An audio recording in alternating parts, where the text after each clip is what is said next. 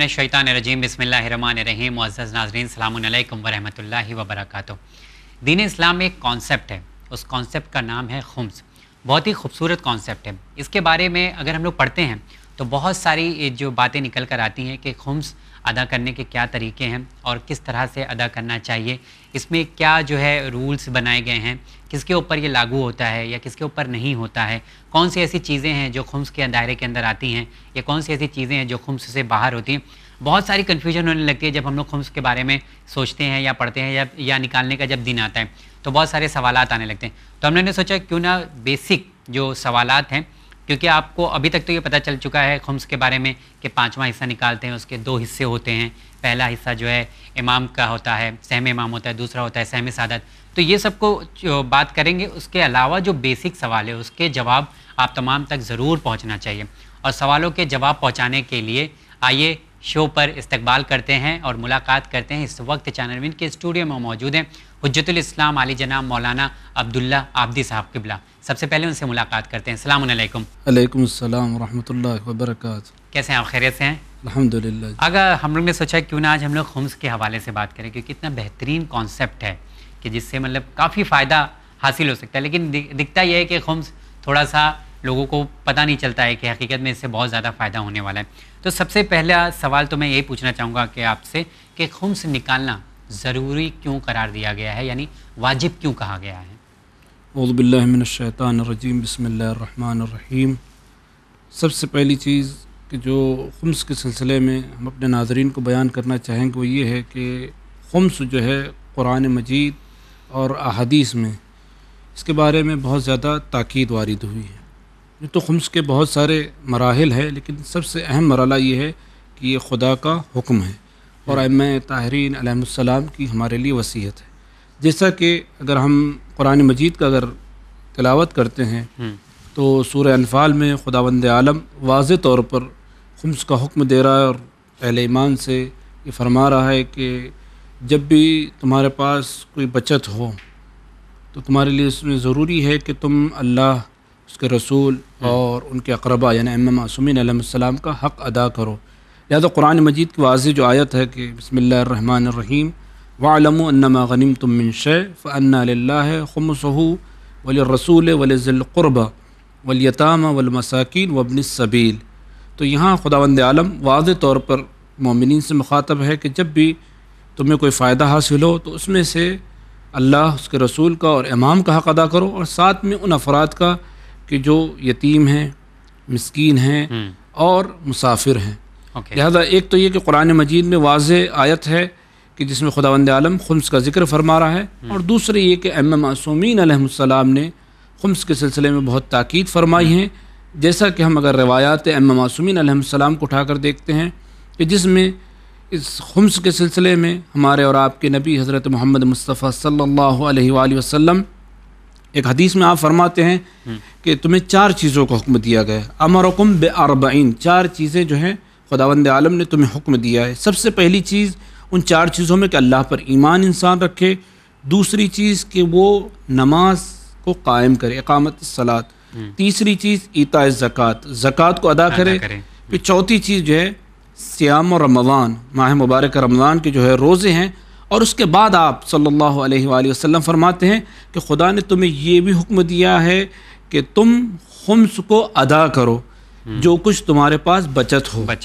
Okay, अच्छा, यहाँ पर एक चीज़ मतलब क्लियर करना चाहेंगे, क्योंकि वक्ती तौर पर हम लोगों को लगता है कि खुम्स निकालने से बहुत बड़ा नुकसान हो रहा है, क्योंकि एक अमाउंट जमा किया था, अब वो अमाउंट में से कुछ पैसे आपको निकालना है और वो मतलब 20%, ये भी नहीं कि 1-2% है, 20% आपको देना है, पाँचवां हिस्सा देना है 100 में से, ठीक है।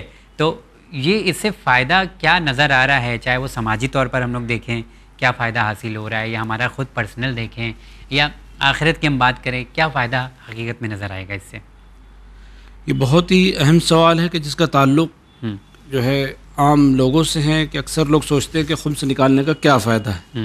तो यकीनन बहुत ज़्यादा इसके फ़वाइद हैं अगर इंसान खुम्स निकालता है। जैसा कि अइम्मा मासूमीन अलैहिमुस्सलाम की अहादीस में इस सिलसिले में चूँकि बहुत सारी रिवायात हैं, तकरीबन अहादीस 110 के करीब जो है कुतुब हदीस में इस सिलसिले में वारिद हुई हैं, जैसे कि वसाइल शिया और मुस्तदरकुल वसाइल वग़ैरह में। لیکن چند چیزیں کہ جو خمس کے فوائد سے متعلق ہیں کہ امام معصومین علیہ السلام نے اس کے جو فوائد بیان کیے ہم اپنے ناظرین کو بیان کرنا چاہیں گے۔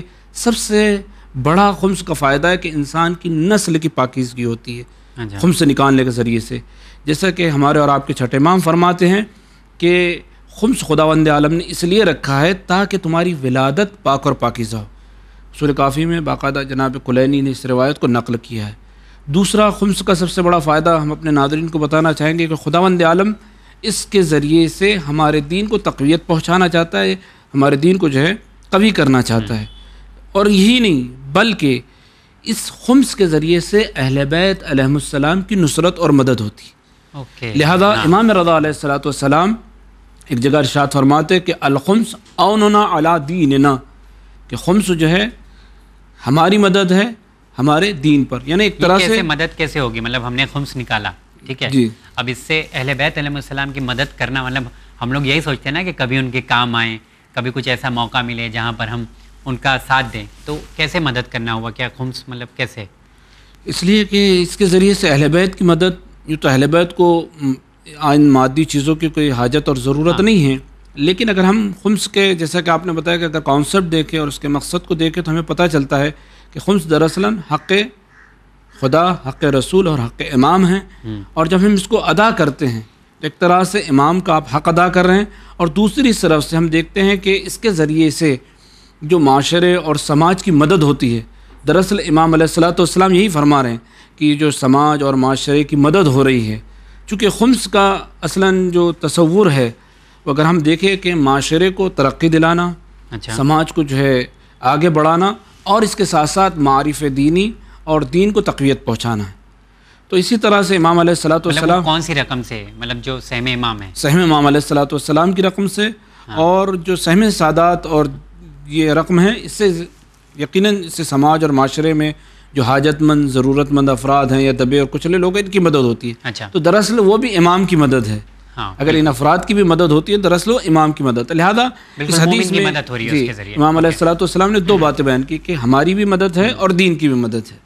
اگر یہ پروگرام تھوڑا دوسرا موڑ لے رہا ہے کیونکہ سوالات ہمارے پاس اور ہیں، تو ہم چاہتے ہیں کہ اسی کو کلیئر کر لیں یہاں پہ۔ جیسا کہ آپ نے کہا کہ ہم اہل بیت علیہ السلام کی مدد کر رہے ہیں اپنے خمس کے نکال کے سہم امام، لیکن اس مدد میں بھی کچھ کرائٹیریا بتایا گیا، کیونکہ ہم لوگ جب دیکھتے ہیں کہ آپ سہم امام ہم لوگ اگر کسی کو دے رہے ہیں تو اس میں بہت سارے شرائط بھی ہوتے ہیں، وہ بھی بات کریں گے، لیکن وہ لگتا ہے کہ اس سے صرف یا تو مسجد بنوائی جائے یا تو امام بارگاہ بنوایا جائے، تو کیا یہ جو مدد ہو رہی ہے دین صرف اور صرف اسی کنسٹرکشن کے لیے ہوگا یا کچھ اور بھی اس کے حکم دیے گئے ہیں یا بتائی گئی ہیں باتیں؟ اصلاً خمس جو ہے یہ دراصل ایک اسلامک ٹیکس ہے، اور یہ اس کا مقصد جو ہے جسے محصول کہتے ہیں، جس طرح سے زکوٰۃ ہے، خمس وغیرہ، اس کا مقصد اگرچہ سماج کی معاشرے کی ترقی ہے اور اسی کے ساتھ ساتھ اسلامی معارف کی اور دین کی بھی ترقی ہے۔ لہذا اب اس میں وہ تمام امور کہ جو رفاہی امور ہیں کہ جو عام لوگوں کے فائدے کے لیے یا یوں کہا جائے کہ عام لوگوں کی منفعت کے لیے جو تمام امور ہیں، ان تمام چیزوں میں جو ہے خمس کو خرچ کیا جاتا ہے۔ مطلب فار ایگزامپل آپ یہ کہہ سکتے ہیں کہ اگر ہمارے پاس اجازہ وغیرہ ہے تو ہم اس کو مطلب اسکول اگر بنانا ہے، ایک انسٹیٹیوٹ بنانا ہے، یا کوئی ایسا مطلب انسٹیٹیوٹ بنانا ہے جہاں پہ پریکٹیکل ٹریننگ ہو، کمپیوٹر کی ٹریننگ ہو، اور بھی کورسز جو شارٹ ٹرم کورسز ہیں وہ سب سکھانا ہے، تو کیا اس کے لیے بھی وہ رقم یوز کی جا سکتی ہے؟ یقیناً وہ تمام امور کہ جو رفاہ عامہ کے لیے اور عوامی مفادات کے لیے ہے اس میں آپ خمس خرچ کر سکتے ہیں جب آپ کے پاس اجازت موجود ہے، بالخصوص سہم امام علیہ السلام کہ آپ خرچ کر سکتے ہیں۔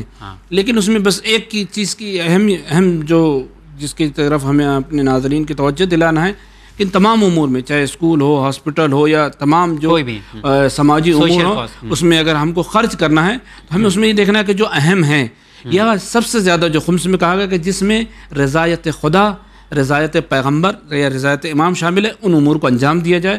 تو یہی خمس کا مقصد اس لیے کہ خدا کا، رسول کو اور امام کا حق ہے، لہذا ان کی رضایت اس میں بہت زیادہ ضروری، شامل ہونا چاہیے۔ جی، شامل ہونا زیادہ ضروری۔ اچھا، اور بھی سوال ہیں کہ جیسا کہ ابھی ہم لوگ نے بات کیا تھا کہ جو خمس کی رقم ہے، آپ نے ابھی ذکر بھی کیا تھا کہ ضرورت مند افراد جو فقیر ہیں، جو مسکین ہیں، تو مطلب یہ چیز میں بھی سمجھنا کیا فقیر اور مسکین، مطلب یہ ایک تو پتہ کرنا بڑی بات ہوگی کہ کہ کون فقیر ہے حقیقت میں، کون نہیں ہے، یا ضرورت مند ہے کہ نہیں ہے، اس حوالے سے کیا مراد ہے مطلب؟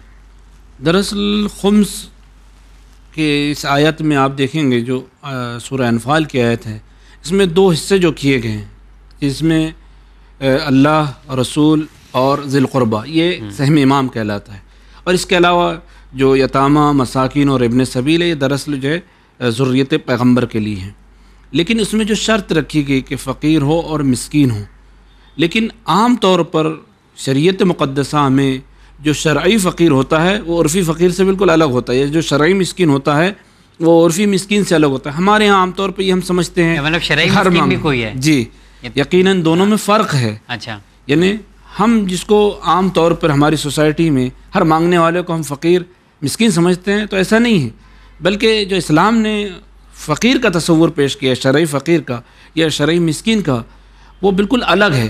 کیا ہے؟ اس میں تصور یہ ہے کہ وہ انسان کے جو محنت کرتا ہے، مزدوری کرتا ہے، تجارت کرتا ہے، کسی طرح سے جو ہے کمائی کر رہا ہے، اور بالکل بیٹھا نہیں ہے، یعنی سستی اور کاہلی نہیں کر رہا ہے، اور اس کمانے کے باوجود اپنے سال بھر کے اخراجات وہ پورے نہیں کر پاتا۔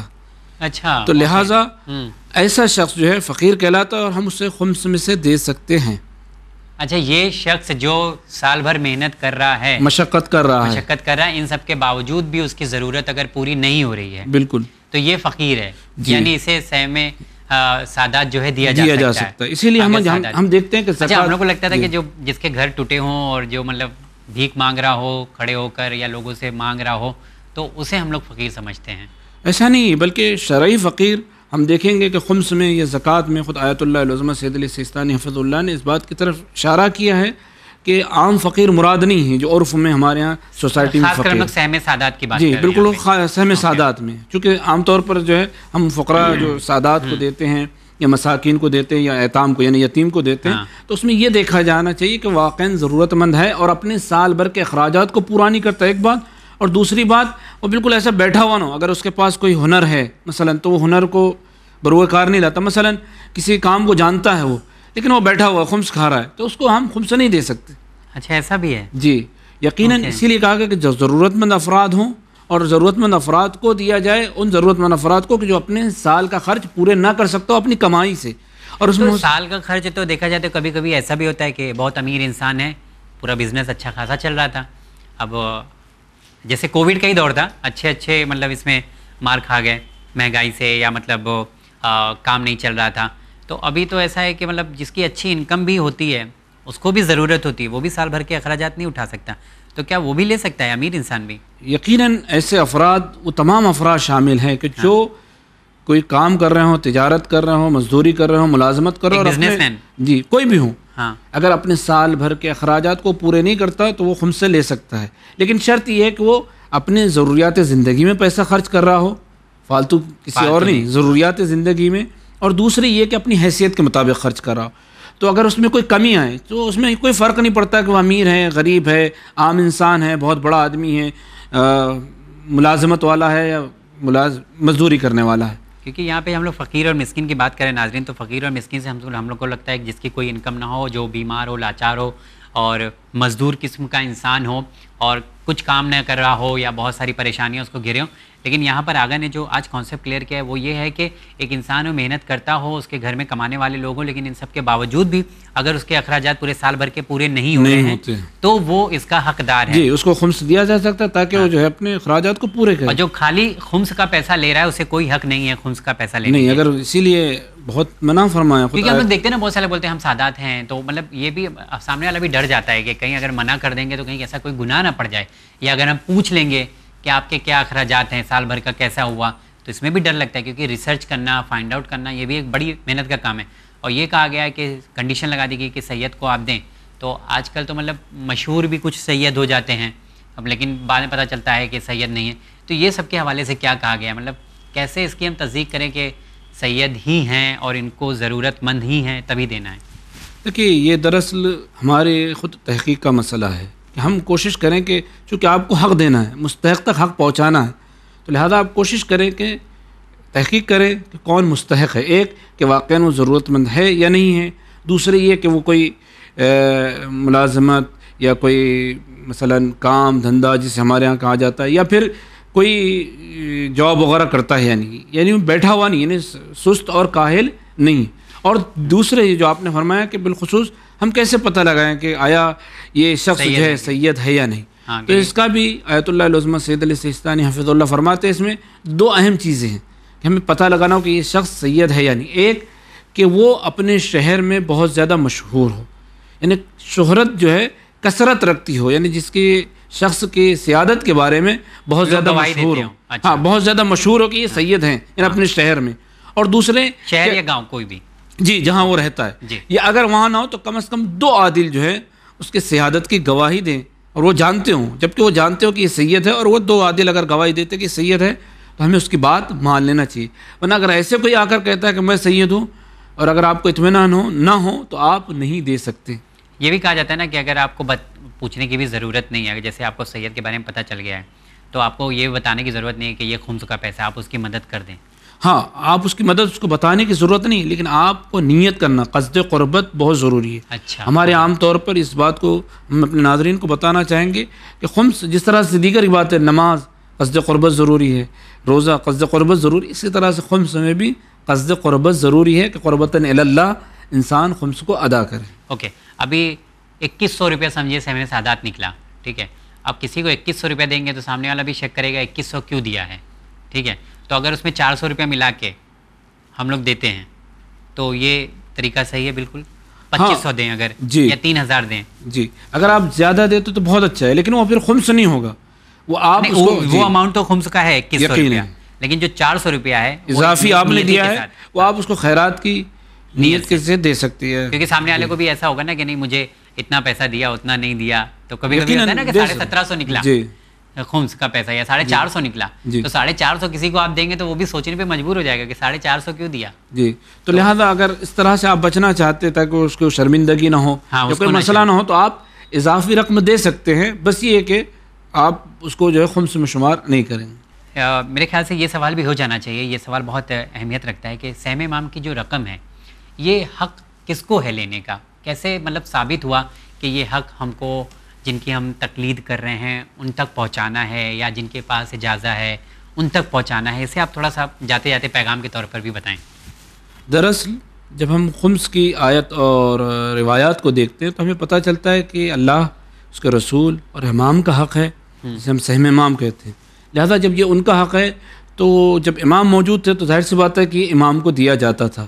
لیکن چونکہ ابھی غیبت کا زمانہ ہے لہذا جو نائب امام ہیں ضروری ہے کہ ہم جو ہے خمس ان تک پہنچائے، اس لیے کہ وہ امام کے نائب ہیں، لہذا خمس انہی تک پہنچایا جائے یا پھر نائب امام تک پہنچایا جائے غیبت کے زمانے میں، یا پھر ان کے وکلاء تک، یا پھر وہ افراد کے جن کے نائب امام کا اجازہ حاصل ہے، اگر وہ آپ سے مطالبہ کرتے تو آپ انہیں ان افراد کو خمس دے سکتے ہیں. اچھا، تو جیسا آپ نے قرآن مجید کا حوالہ بھی دیا تھا کہ یہ اللہ کا حق ہے، اہل بیت علیہ السلام کا حق ہے، پھر امام کے دور میں بھی لوگوں نے نکالا. پر یہ کیسے ثابت ہوا کہ ہمیں جو مرجع تقلید تک یہ رقم پہنچانی ہے یا جن کے پاس اجازت ہے ان تک پہنچانی ہے؟ کیونکہ کچھ لوگ بھی ایسا مانتے ہیں کہ ہمارے پاس سہم امام آ گیا ہے تو ہمیں حق ہے کہ ہم اس کا استعمال دینی کام میں کر سکیں یا ایسے کام میں کر سکیں جو ضرورت کے کام ہیں. سو ہم اگر خود بھی خرچہ کریں سہم امام تو اس میں کیا برائی ہے؟ کیا ضروری ہے ہم کو کہ ہم جن کی تقلید کر رہے ہیں ان تک ہی پہنچائیں، ہم خود خرچہ کر لیں؟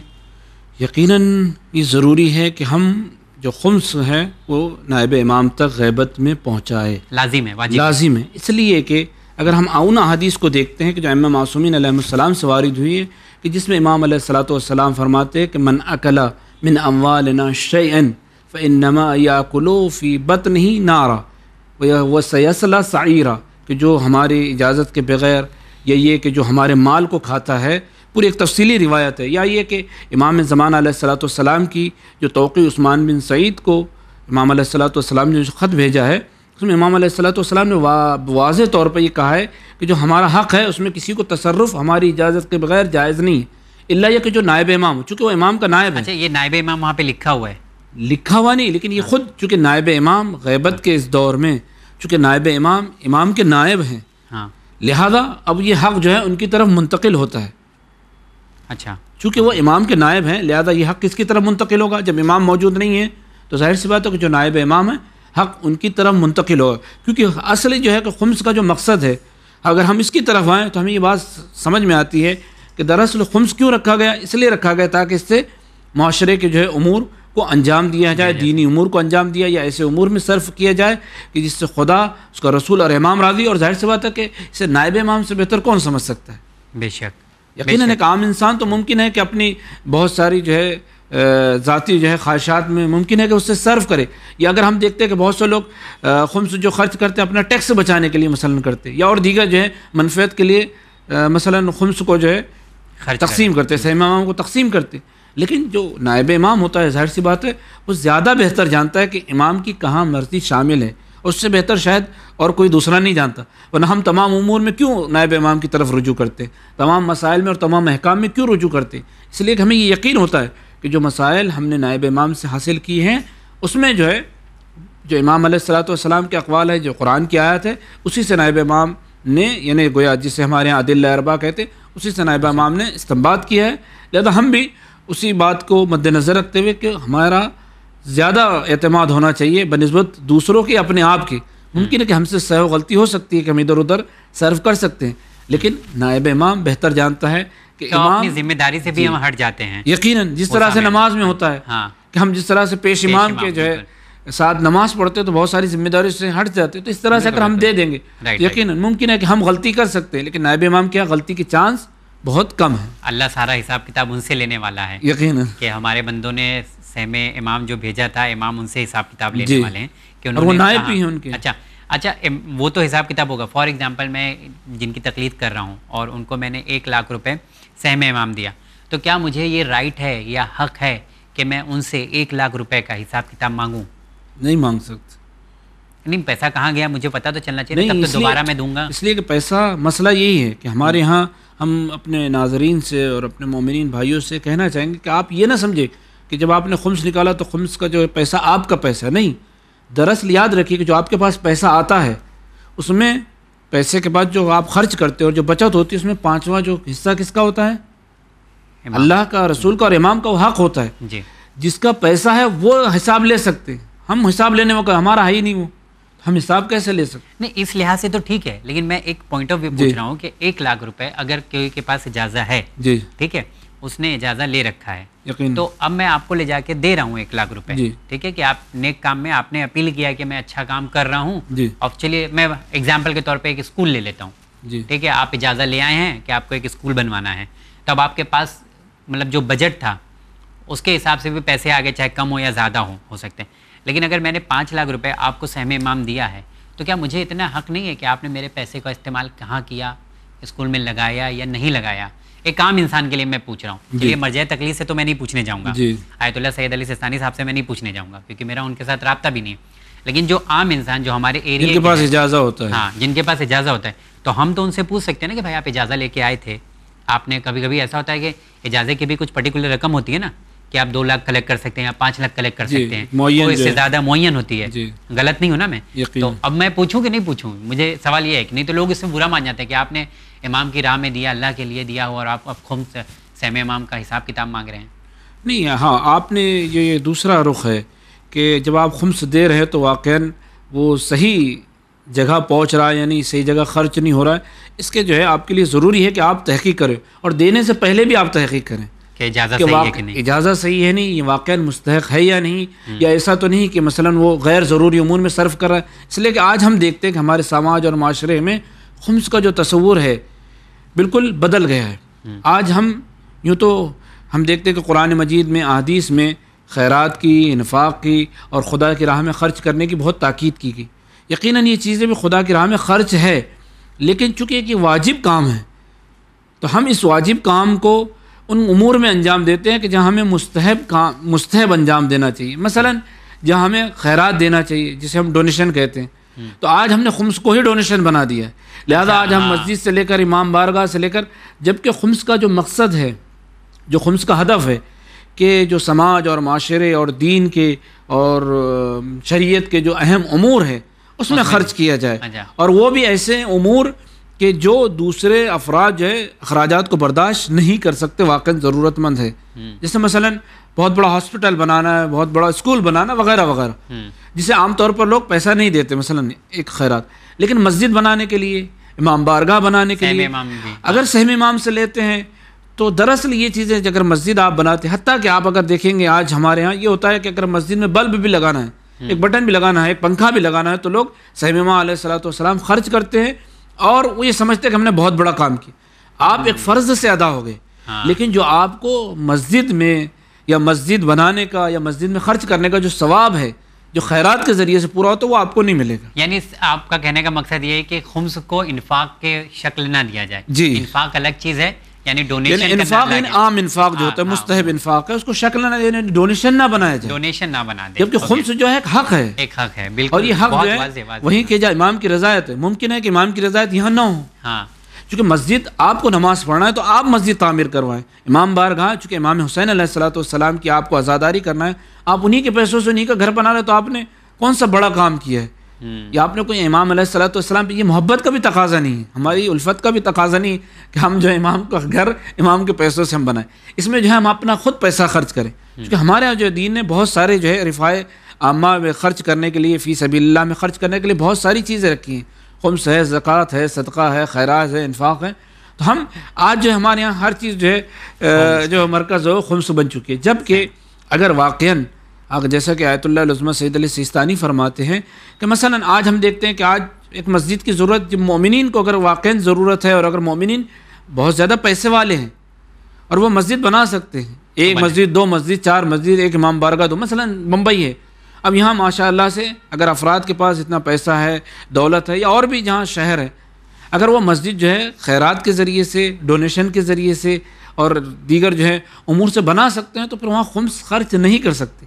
تو مسجد بنانے کے لیے جو خمس خرچ کرنا ہے امام بارگاہ کے لیے ایسے مقامات پر ہیں کہ جہاں افراد اتنے غریب ہوں، اتنے تنگ دست ہوں کہ وہ خود مسجد یا امام بارگاہ تعمیر نہیں کر سکتے، تو وہاں وہ ان کے لیے ہے. جہاں علاقے میں ہونا، جہاں پہ 4-5 امام بارگاہ اور مسجد خود ہے، وہاں پہ ایک اور تعمیر کرنے کی ضرورت نہیں ہے. اور آقا کہتے ہیں اور اگر تعمیر بھی کرنا اگر ثروت مند افراد ہیں تو بہتر یہ ہے کہ وہ مسجد اپنے پیسوں سے جو بنی ہے اسی میں نماز پڑھنے نہیں جا رہے ہیں. اور آقا یہ بھی ایک چیز کہتے ہیں کہ مثلا آپ دیکھتے ہیں کہ انجمن دوسری انجمن سے جو ہے لڑ کر الگ ہوتی ہے، ایک دوسرا امام بڑا کام کرتی ہے، دو گروہ الگ ہوتے ہیں تو ایک دوسری مسجد، بلکہ دوسری مسجد کی بہت زیادہ حاجت نہیں ہے، صرف اس لیے بنی ہے کہ جھگڑا ہوا ہے. ہاں بالکل. اب اس میں جو ہے خمس جو ہے سماج کی، تو یہاں جو ہے صرف کرنے کی ضرورت نہیں. جبکہ اس سے اہم امور، جیسا کہ آپ نے ہم سے سوال کیا کہ کیوں مرجع کو دیا، چونکہ مرجع بہتر جانتا ہے کہ اہم کیا ہے یا امام جس سے راضی. جبکہ عوام الناس جو ہے ہر جگہ جو ہے اس طرح سے عام طور پر خرچ کرتے ہیں اور جس میں اہمیت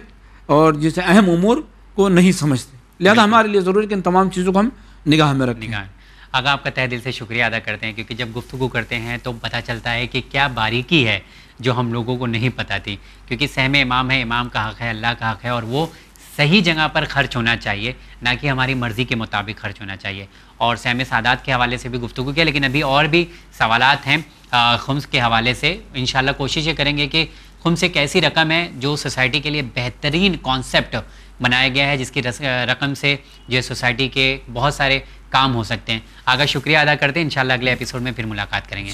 تو جی ہاں ناظرین، خمس کے متعلق اور زیادہ معلومات کے لیے آپ تمام سے گزارش کروں گا کہ برائے کرم اگلا ایپیسوڈ ضرور دیکھیے گا. اور ایک بار پھر سے ہم لوگ ملاقات کریں گے عالی جناب مولانا عبداللہ عبدی صاحب سے، اور وہ گزارش کریں گے کہ ڈیٹیل میں خمس کے حوالے سے اور زیادہ ہم لوگ گفتگو یا پیغام آپ تمام تک پہنچائیں. انشاءاللہ اگلے ایپیسوڈ میں پھر آپ تمام ناظرین سے ملاقات ہوگی. دیکھتے رہیے چینل میں. بہت شکریہ.